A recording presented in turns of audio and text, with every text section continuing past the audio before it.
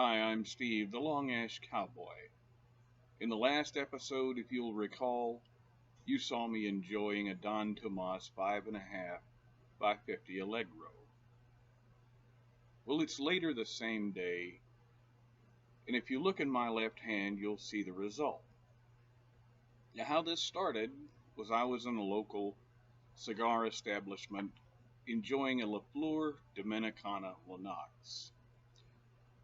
And along the way, I had let it go down about 2 to 3 inches. I had not ashed it. I really hadn't thought about it. I really wasn't trying. But suddenly, a beautiful young woman came sitting down next to me and said, "Do you mind if I photograph that?" And I said, "What?" And she said, "That ash." And I was quite flattered that someone so beautiful would come and sit next to me and ask that she do that. So I said, "Sure, go right ahead." And that's how the long ashing began. Subsequently, before I hit the label, I finally ashed it. And yes, I took it to the label.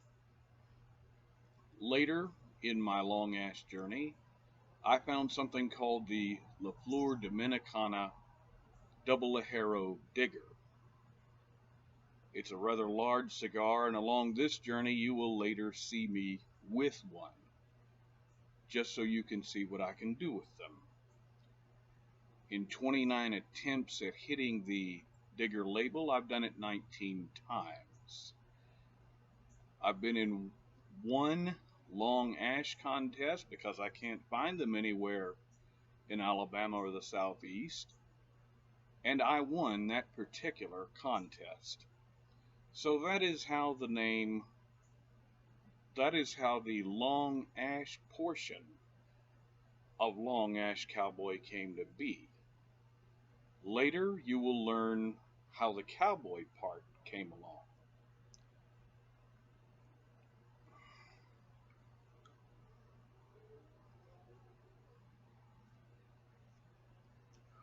I even have a jar full of burned bands, and there it goes, but not before hitting the label again.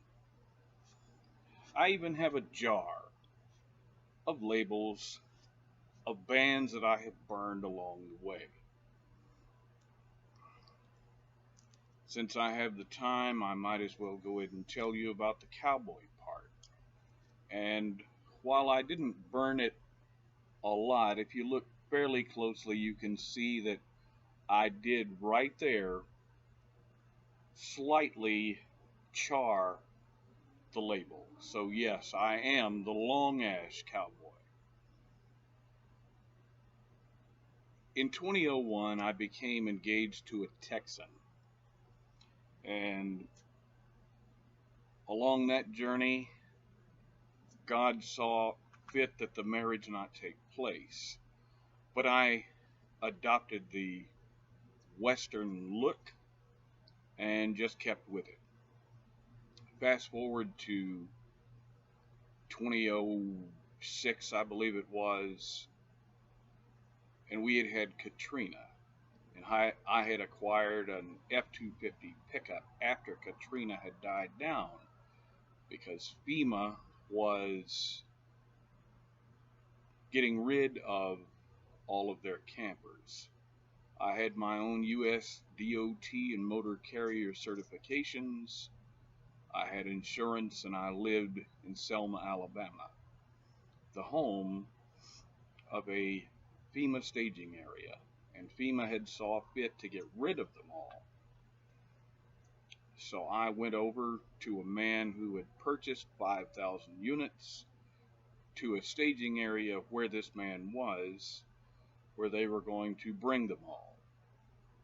I showed up, and for some odd reason, I had an old beaten up straw cowboy hat, and I just put it on. And I said, "Here's my certification, here's my insurance certificate, and I'm ready to go." And he overheard me discuss another FEMA staging area in Louisiana. And he came up to me And he said, "You know about Melville?" I said, "Yes, sir." We had a long discussion about what Melville was, where it was, etc. Nothing happened that night, but I was told, because I stayed so long, return the next day. When I returned the next day, a man called me in the office. And he got on the telephone and he called another man. And he said, "Cowboy is here." And I kind of rolled my eyes and thought, "Cowboy? Me?" And he got off the phone and he said, "This man," I didn't know who he meant, "wants you to get a camper and go to Tampa right now." When I got to Tallahassee, Florida, at a truck stop, I thought, if I'm going to be Cowboy, I'm going to look like Cowboy. And that's how the name was born. So I've been Cowboy ever since. When I began to enter cigar establishments in my area of central Alabama, I just said, "I'm Steve, you can call me Cowboy," and it's stuck. A lot of people don't know who Steve is, but everybody around here knows who Cowboy is. So that's how the cowboy portion of LongAsh Cowboy came to be. So now you know. On the next episode, I'll discuss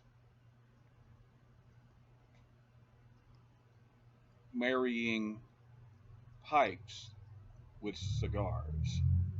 I think you'll find it rather interesting because in the shops that I have frequented, and now I'm exclusive to one shop only, they have all found it extremely interesting. One gentleman even telling me that I had changed his life, which shocked me and flattered me at the same time. Again, thanks for coming along, and I'll see you in the next episode.